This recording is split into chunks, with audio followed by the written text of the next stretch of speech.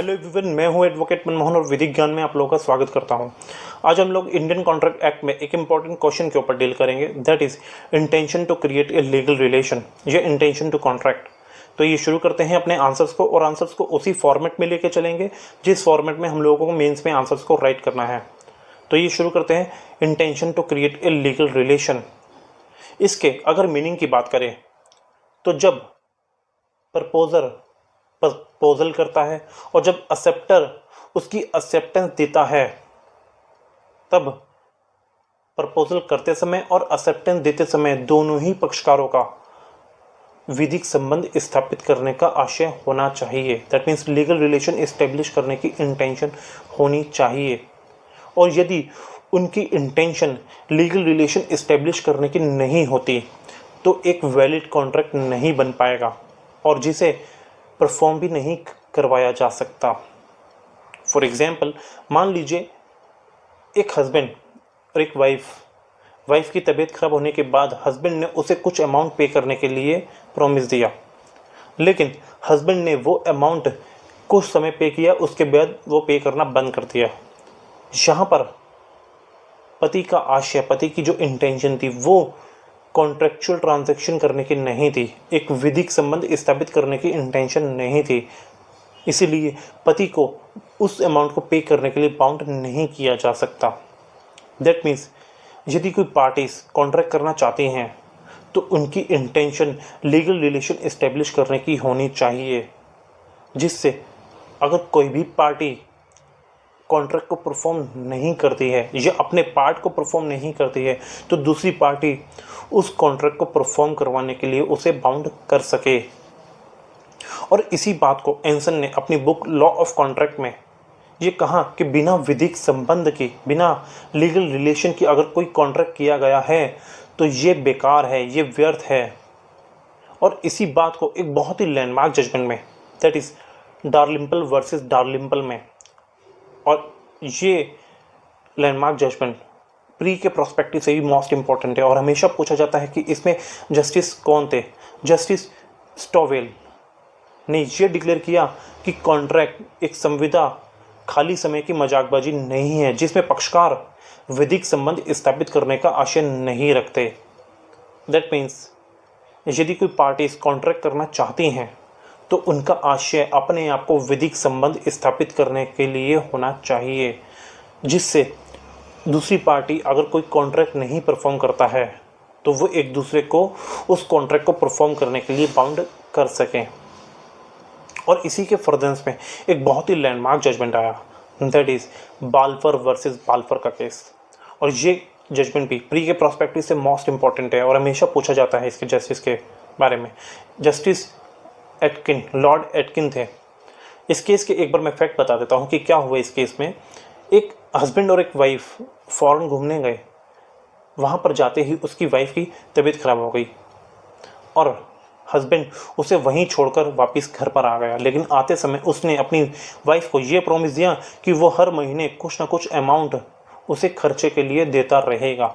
लेकिन उसने कुछ महीने तो उस खर्चे को दिया, लेकिन उसके बाद बंद कर दिया।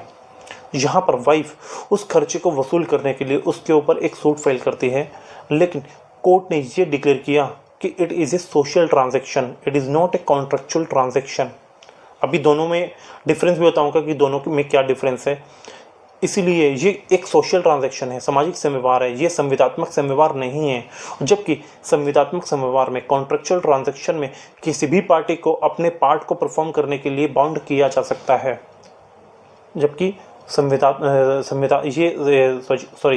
ये एक सामाजिक समव्यवहार है, इसीलिए पार्टीज को बाउंड नहीं किया जा सकता। इसीलिए हस्बैंड उस अमाउंट को पे करने के लिए लायबल नहीं है। अब बात करते हैं संविदात्मक समव्यवहार, कॉन्ट्रेक्चुअल ट्रांजैक्शन और सामाजिक समव्यवहार। सोशल ट्रांजैक्शन, ये क्या क्या ट्रांजैक्शन होती हैं। मान लीजिए ए ने बी को कोई माल बेचा और माल बेचने पर बी ने उसे उस माल के पैसे नहीं दिए। यहाँ पर ए उस बी को उस माल के पैसे देने के लिए बाउंड कर सकता है क्योंकि ये एक कॉन्ट्रेक्चुअल ट्रांजैक्शन है। दूसरी तरफ अगर सोशल ट्रांजैक्शन की बात करें, सोशल ट्रांजैक्शन में मान लीजिए ए ने बी को अपने घर डिनर के लिए इनवाइट किया और उसके ऊपर बहुत सा एक्सपेंस कर दिया, बहुत सारे डिशेस बना दिए, लेकिन बी वहाँ पर आया ही नहीं। तो क्या यहाँ पर ए बी को उस अमाउंट को वसूल करने के लिए बाउंड कर सकता है? नहीं, क्योंकि ये एक सोशल ट्रांजैक्शन है और इस केस में कोर्ट ने यही डिक्लेयर किया कि ये एक सोशल ट्रांजैक्शन है, इसीलिए हस्बैंड को पैसे देने के लिए बाउंड नहीं किया जा सकता। इसके फर्दरेंस में इसके बाद एक बहुत ही landmark judgement, that is John versus पेटविडन का केस। इस केस के एक बार मैं फैक्ट बता देता हूँ कि क्या हुआ इस केस में। एक विडो वुमेन थी, वो एक दूतावास में नौकरी करती थी। उसकी माँ ने उसे ये कहा कि अगर तुम नौकरी छोड़कर लॉ की पढ़ाई करोगी तो मैं तुम्हें खर्चा देती रहूँगी, लेकिन माँ ने 5 साल तक खर्चा देने के बाद खर्चा देना बंद कर दिया।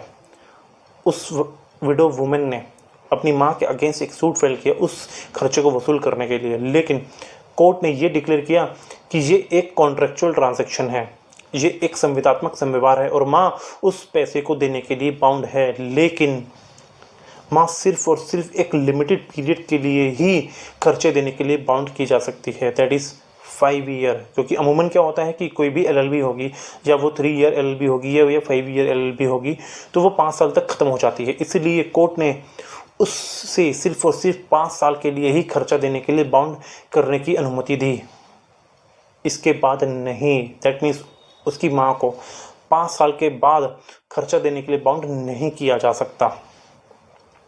ये तो हो गई इंग्लिश लॉ के बारे में। अब बात करते हैं इंडियन कॉन्ट्रैक्ट एक्ट के पर्सपेक्टिव में। हालांकि इंडियन कॉन्ट्रैक्ट एक्ट में intention to create a legal relation जैसा कोई भी प्रोविज़न नहीं है, फिर भी सुप्रीम कोर्ट ने एक बहुत ही landmark judgement, that is Banwari Lal versus Sukhdarshan Dayal 1973 SCC के केस में intention to create a legal relation को मान्यता दे दी गई।